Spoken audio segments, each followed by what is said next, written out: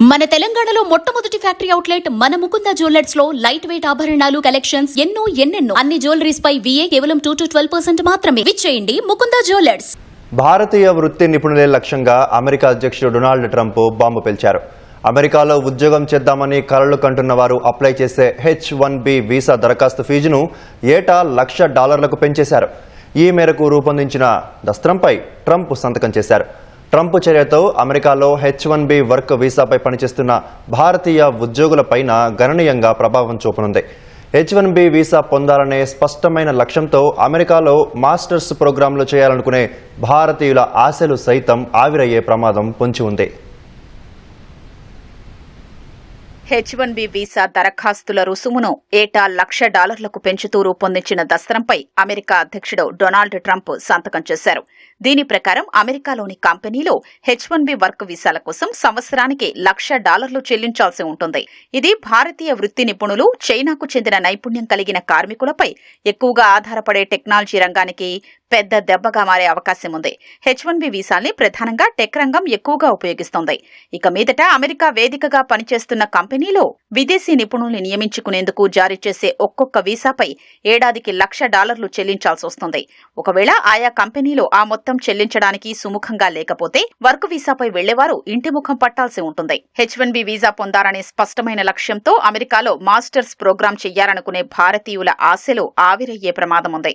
H-1B వీసాల లబ్ధిదారుల్లో 70% కంటే ఎక్కువ మంది భారత్ నుంచి ఉన్నారు. H-1B ప్రోగ్రాం ద్వారా లభించే ఉద్యోగాల్లో 3/2 వంతులు కంప్యూటర్ సంబంధమైనవేనని అమెరికా ప్రభుత్వ గణాంకాలు చెప్తున్నాయి. పలు కంపెనీల ఇంజనీర్లు, విద్యావేత్తలు, ఆరోగ్య సంరక్షణ కార్మికుల్ని అమెరికా తీసుకెళ్లేందుకు కూడా ఈ వీసానే ఉపయోగిస్తున్నాయి. ప్రభుత్వ గణాంకాల ప్రకారం గత సంవత్సరం H-1B వీసాల ద్వారా భారతదేశం అత్యధికంగా లబ్ధి పొందింది. ఆమోదించిన లబ్ధిదారుల్లో 71% వాటా కలిగి ఉంది. చైనా 11.7%తో రెండో స్థానంలో ఉంది.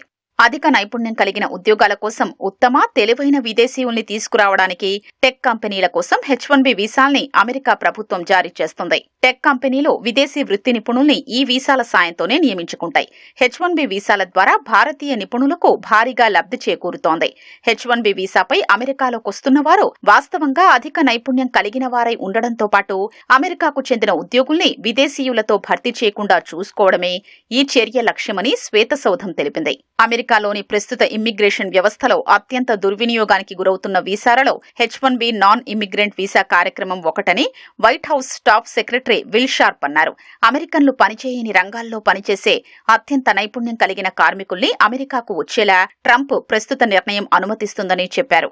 ఈ కార్యక్రమం అమెరికా ఖజానాకు $100 బిలియన్ పైగా నిధుల్ని సమీకరిస్తుందని ఆయన అన్నారు. ఆ మొత్తాన్ని అమెరికన్లకు పన్నులు తగ్గించి అప్పులు చెల్లించడానికి దేశం ఉపయోగిస్తుందని చెప్పారు. H-1B వీసాలు 3 సంవత్సరాలు చెల్లుబాటవుతాయి. మరో 3 సంవత్సరాలు పునరుద్ధరించుకోవచ్చు.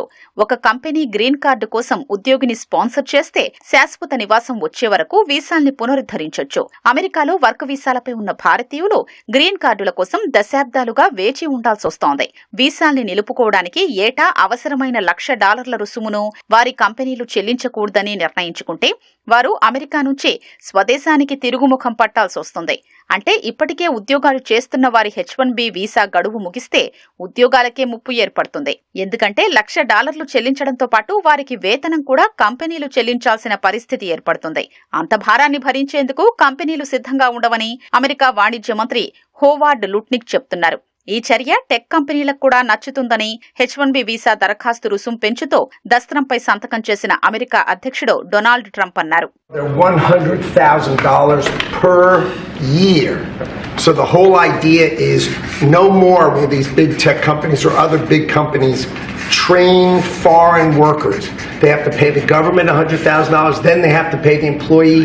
So it's just not economic. If you're going to train somebody, you're going to train one of the recent graduates from one of the great universities across our land.